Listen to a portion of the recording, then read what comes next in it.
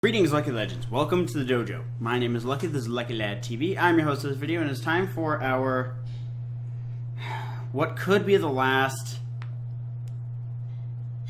PMC team builder, because we're going up against Verd, and this is, as you know, a very difficult matchup for us. Verd is... we are 1-1 against Verd.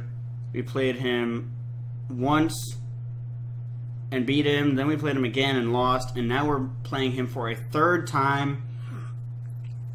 And my plan for this match is a little different, to say the least. What I'm planning is to open up with Crocodile, get off my Stealth Rocks,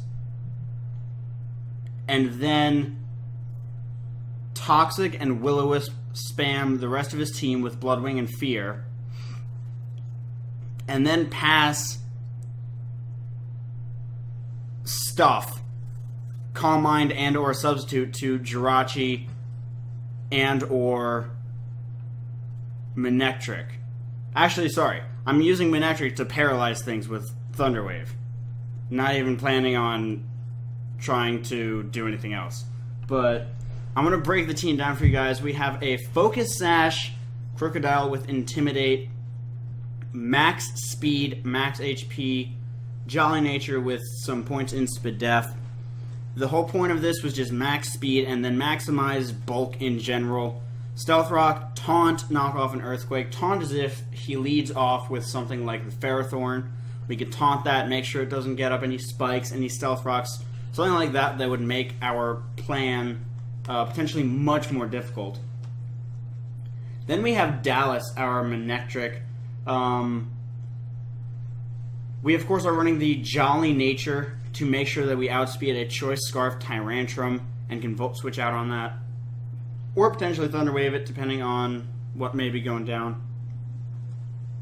But Thunderwave, Overheat, Thunderbolt, and Volt Switch. Overheat destroys Ferrothorn. Ferrothorn, which of course can potentially wall an entire team very easily if you do not have the right coverage for it. Thunderbolt and Volt Switch are really just for getting out of there if we need to. Thunderbolt does a lot to things like the Alomomola, which is very, very bulky. But the Thunderwave is to slow down potential threats. I feel like he'll bring Scarf Kyurem Black, because Scarf Kyurem Black matches up well against our team. Basically, every time it comes in, it gets a kill. It's kind of hard to maneuver around because of just how crazy powerful it is. But, you know, gonna try that. Hopefully it works. If it doesn't, oh well, I guess. Then, of course, we have Bloodwing. I'm bringing the same Bloodwing that I have brought, I believe, the last 3 weeks. It is, of course, our Taunt, Toxic, Roost, Super Fang Bloodwing. I call it the Stall Breaker. It also works as a Wall Breaker. I call it the... it's kind of a Stall Breaker, kind of a Wall Breaker, because between Toxic, Taunt, and Super Fang, we prevent something from healing itself, as we also very quickly wear it down, to the point that 2 turns of Toxic and 2 Super Fangs, I believe, will take out a Pokemon. Or close to it. I think we need 3 turns of Toxic and the 2 Super Fangs. But Roost is there for longevity. Max speed to make sure we outspeed anything that could be problematic, and of course, max HP to maximize our bulkiness, with 4 EVs just dumped into the rest of it. I wanted to actually minimize the attack on Bloodwing. I think I did this in Genning. I didn't do it here, but I think in Genning, I actually made it timid with 12 points in defense, because that way foul play will do as little damage as possible. Whoops, the minus needs to be here. And the 0 needs to be over here. I believe I did this in genning to make sure that we take a foul play as well as we can. I don't remember what on his team runs foul play, but I'm pretty sure I did this when I was actually genning the team, because it would definitely help in case that happens, because we don't need attack IVs or EVs for Super Fang to work. It does half the target's health no matter what. Next up, we have Fear. Now, I'm actually running a very interesting set for Fear. Max special defense, 8 HP and 148 defense. The interesting is 100 EVs in speed. The reason I am doing this is to outspeed the Alomomola. Alomomola, of course, has base 65 speed. With 100 EVs, we outspeed it with 4 EVs invested into speed.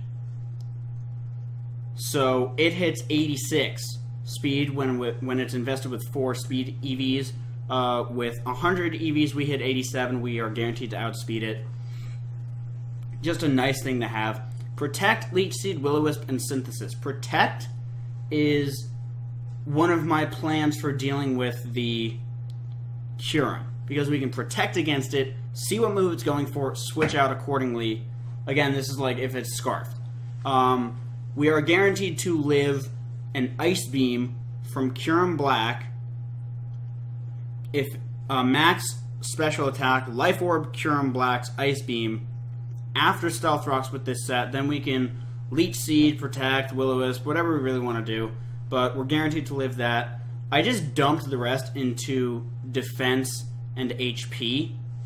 4 and 8 is the same, but I had those extra EVs. There was no place that I wanted to put them. I didn't want to put them in attack because I didn't want to, again, foul play is a thing. And I also, like I said, I'm pretty sure I did this as well. We're not using any special attacks, so that extra 4 points doesn't really help us anywhere. So I kind of just left it out. It didn't help us in any way.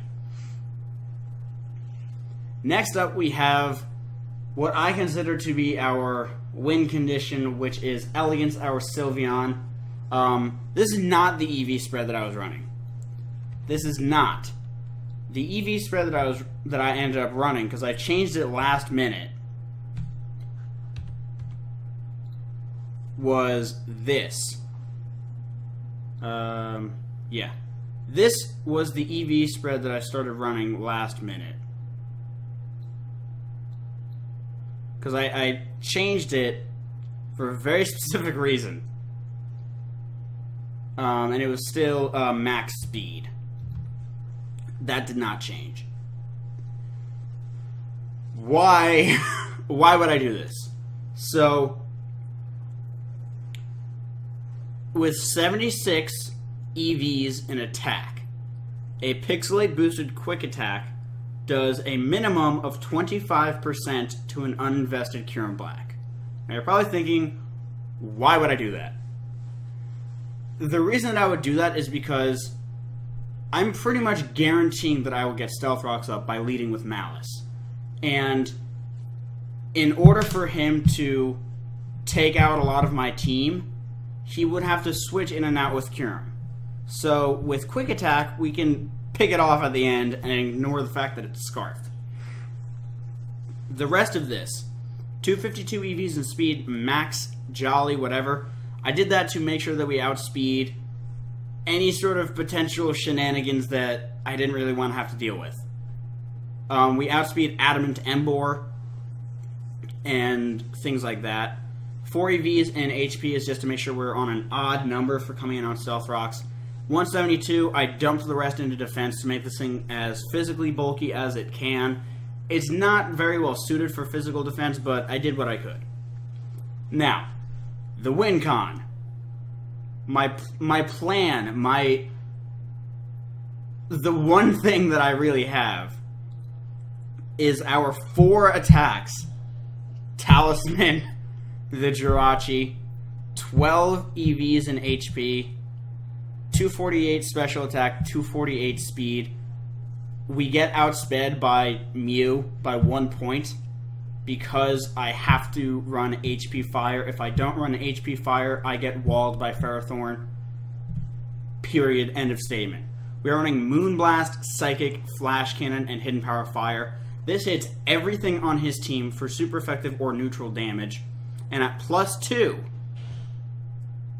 we one-shot pretty much everything on his team except for like Mew and if he's running Assault Vest on certain stuff.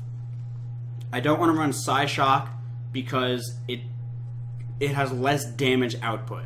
And I'm running the Culver Berry because we can live a Choice Banded Sucker Punch from the Spiritomb and then one-shot it with Moonblast. Now you're probably thinking, why not just... But if I'm... Okay, well here's the thing. Even if I'm able to pass Calm Minds and a substitute, Spiritomb does have Infiltrator, so it goes behind the substitute, so there's no point in running any other item. There's no point in running Life Orb or Expert Belt or anything like that, because he can just send in Spiritomb and kill me, because I am 4 attacks.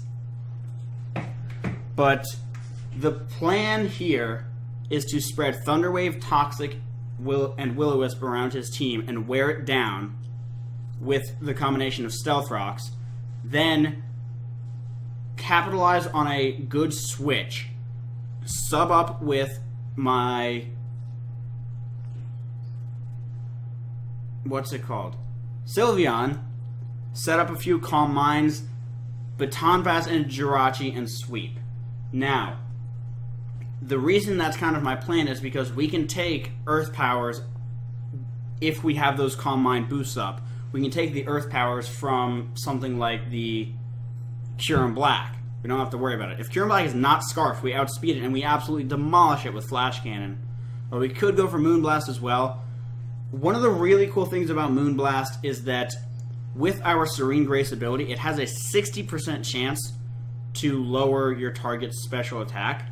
So against something like Mew, if he brings a specially offensive Mew, we can really make sure that it can't hit us too hard.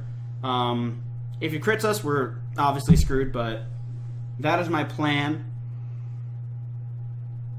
That is my team. You will see the battle tomorrow, obviously.